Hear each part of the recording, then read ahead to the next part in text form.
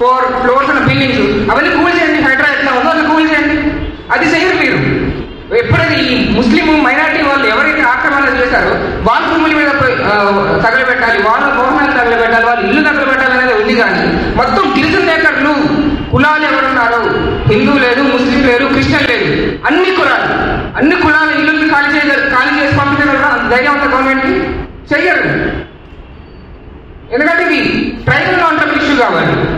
So మేమేం చెప్పాలనుకుంటున్నాం చివరగా, ప్రభుత్వం దీన్నైనా ఇప్పటికైనా సీరియస్ గా తీసుకొని పీస్ని ఎస్టాబ్లిష్ చేయాలని, శాంతి భద్రతను నిలపాలని మేము కోరుకుంటున్నాము. అలాగే ఆ డిఎస్పీ ఎవరున్నారు, దీనంతటికీ కారణమైన డిఎస్పీ ఇంటెలిజెన్స్ ఉన్నా కానీ ఏం పట్టించుకోకుండా నిర్లక్ష్యంగా చేసిన డిఎస్పీని సస్పెండ్ చేయాలనేసి, సస్పెండ్ చేసిన తర్వాత విచారణ చేయాలని మేము కోరుతున్నాము.